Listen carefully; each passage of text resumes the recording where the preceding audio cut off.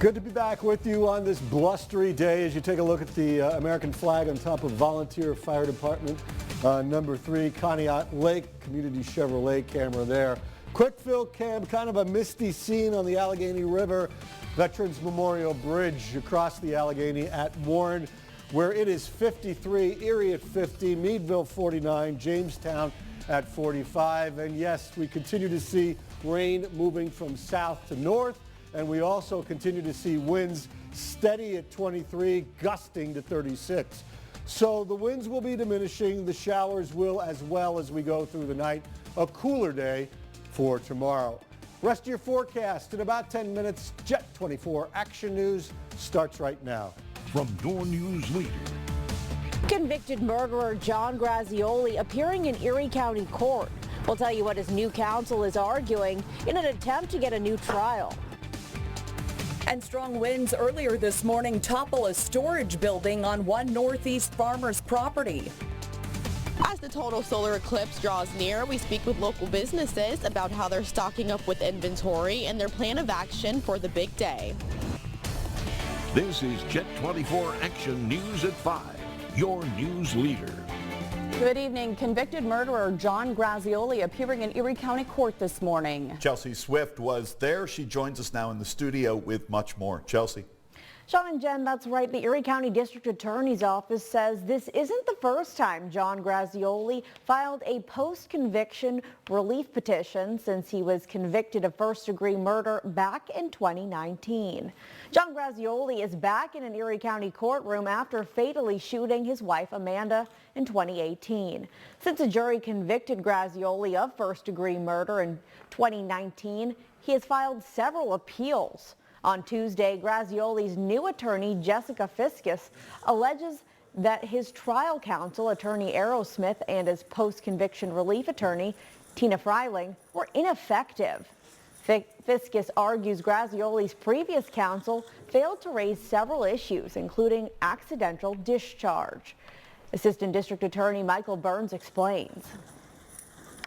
The gun discharged accidentally, that the shooting was an accident, and second, diminished capacity, that is, that he was so diminished and intoxicated by his ingestion of drugs and or alcohol that he was unable to formulate the necessary specific intent and premeditation to commit murder of the first degree. Obviously, Commonwealth, our office is opposing that petition. Erie County Judge Daniel Brabender can either dismiss or grant the petition. Coming up at 5:30, hear who testified for the Commonwealth during today's hearing. Jen? Chelsea Swift in our studio. Thank you, Chelsea. Erie police charging 3 people with attempted homicide after a brutal attack last year. 38-year-old Kristen Kupnevsky, 20-year-old Noah Kupnevsky, and 33-year-old Perry Ames have all been charged with attempted homicide. That attack happened in the 200 block of West 21st Street. Last October, police responded to a reported domestic disturbance, which led authorities to find the victim walking on Myrtle Street in critical condition. Police say the victim suffered multiple life-threatening stab wounds to his stomach. Detective and Major Crime Units have been able to investigate this, speak with witnesses, and receive some forensic evidence in this case, and was able to swear out warrants on 3 different individuals for that stabbing for attempted murder. And the 3 also face charges of conspiracy to commit.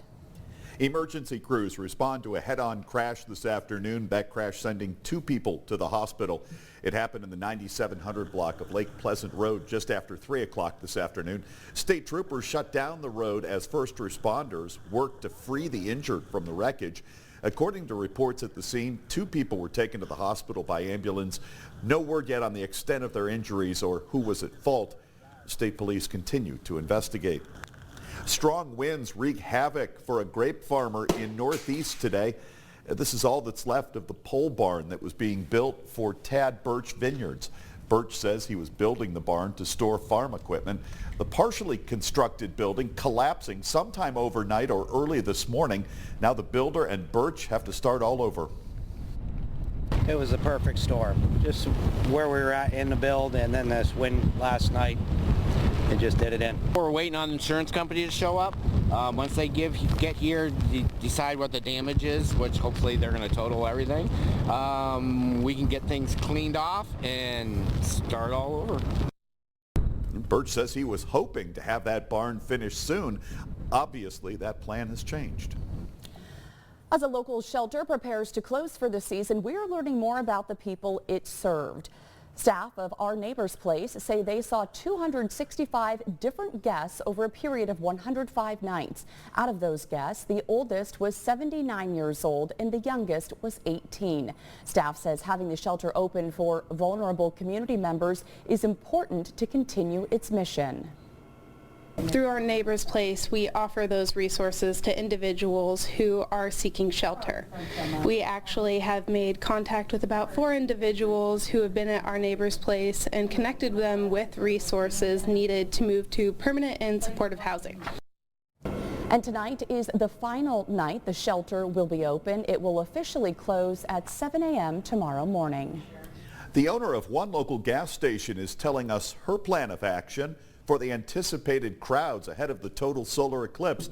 Brianna Malone joining us now in the control room with more on the plan to tackle the big day. Just one business of so many, I expect, making plans. Brianna? That's right, Sean. The owner of the Manis Sunoco says all her bases are covered for Eclipse Day, but she has one concern that could have a lasting impression. Denise Manis of the Manis Sunoco says her gas station will be open for 24 hours with extra security on the grounds for the evening. Extra products will also be in stock for items she feels people will want to grab and go. Should her inventory run low or run out, Manis says she has easy access to get products from other places. She says gas is also not a concern for her as it is vendored from another location, but she recalls another worry she has for the Erie area. If they don't control the population of the homeless people, it's going to make a bad impression for people who are visiting it for the first time. Manis suggests that extra police are around to patrol the area that day. Sean? Brianna Malone in the control room tonight. Thank you, Brianna. While Gannon University's basketball team is no longer in the Elite 8 championship, fans in Erie still supported them this afternoon. A watch party was organized on Gannon University's campus as the men's team played in the Elite 8 in Evansville, Indiana. Dozens of faculty, students, and community members gathered to watch the team play. One superfan says the Erie community comes together to support their teams. Well, Erie likes to follow winners, and Gannon over the years, when they've had good teams, they've been able to pick up some support from community who not necessarily have a direct connection to Gannon, but seem to get on board. And Gannon lost to Cal State San Bernardino. The score was 65-99. Good year they had, though. With Easter Sunday coming up this weekend, the governor and the First Lady opened the mansion in Harrisburg for an egg hunt. The annual tradition sees students, parents, and teachers from all over the Commonwealth join the governor and the First Lady at the governor's mansion. It's the Shapiro's second year hosting the egg hunt. The mansion also hosting a reading station and live goat and bunny stations. We have more eggs, more kids, more fun things to do here this year than ever before. Who's excited?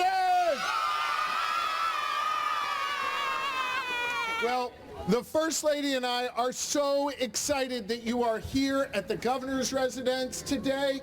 We have so many amazing kids from so many cool places. Following today's event, the Shapiro administration highlighted recent investments in early childhood development and education. Coming up, rescue efforts continue for any possible survivors from the collapse of the Francis Scott Key Bridge in Baltimore after a container ship crashes into the bridge. We'll have the latest developments in this story after Tom's forecast. Tom. Thanks a lot, Jen. Yeah, we do have slowly improving weather, some cooler temperatures, kind of a mixed bag for Easter weekend. We'll check it all out next. You're watching Jet 24 Action News at 5 with Sean Lafferty, Jennifer Mobilia, meteorologist Tom Atkins, and Mike Venner with sports. look at this. A Medicare plan with a prepaid card for healthy groceries and other expenses. Is that from Aetna? Yeah. Why? I have an Aetna Medicare plan. I get a prepaid card with a monthly allowance I can use on groceries, utilities, even rent. Really? Yep. You should give them a call. If you're eligible for Medicare and Medicaid, call us at 1-877-38-AETNA. We'll explain benefits you may be eligible for, like a prepaid card for groceries, OTC, and utilities. Call 1-877-38-AETNA today. From your weather authority, here's meteorologist Tom Atkins.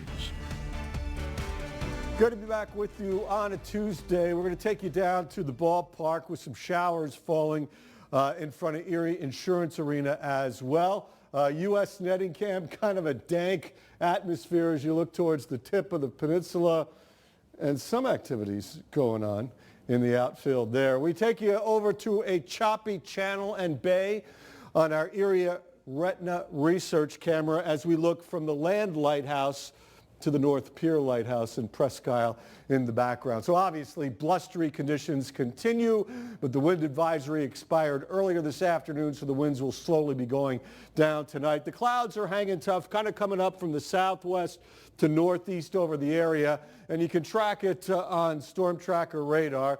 Periods of rain moving through, and as we back it up to the west, eventually this will move through. Still the chance of a couple renegade showers tomorrow, but not a lot of rain expected tomorrow, nor a lot of wind. So as we go overnight with our short-term model, again, a lot of stuff will be diminishing as you get past midnight. As we said, a few leftovers possible. Clouds hanging tough tomorrow. Temperatures taking that dive. As you can see, 24 hours ago, we were up at 65. Slowly going down, but there has been a little bit of an uptick in the evening. And no matter how you cut it, the temperatures are still above normal for this time of year. And they're going to kind of stay around that level as we go through the rest of the work week and on into the weekend. So, full moon was yesterday. Today, going to be tougher to see it at night, but 12 hours, 27 minutes of daylight regardless. Cooler tomorrow with a few drops, then chilly, but with sunshine Thursday and Friday, and as we said, a mixed bag for the Easter weekend. So 50 right now in Erie and Ashtabula, 49 in Meadville, 45 in Franklin. Warren, a little milder to the east at 55, and Jamestown at 45. Temperature change in the last 24 hours. Obviously, the colder air coming in from the west, and we're definitely chillier than we were at 5 o'clock yesterday. So far, unofficially, a high of 51 and a low of 43 in Erie. But mainly, maybe more importantly, the wind's still out of the southeast, 12 to 25 with gusts as high as 36 on that map. So onto the big map. We wait for this to go by. We get a break with this high in the middle, and then some more showers for the first half of the weekend. So things will cool down, but nothing too drastic, and we will get back to sunshine, as I said, once we get past tomorrow. So tonight, periods of showers diminishing as you go deeper into the night.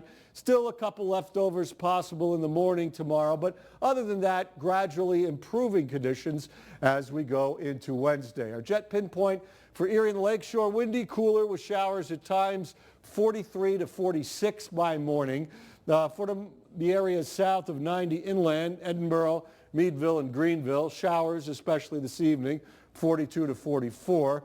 And out to the east in the mountains of Jamestown, Warren, and Ludlow, rain in the evening, gusty conditions, still mild at 42 to 45. So for tomorrow, clouds, a few drops, temperatures near 50, falling into the 40s.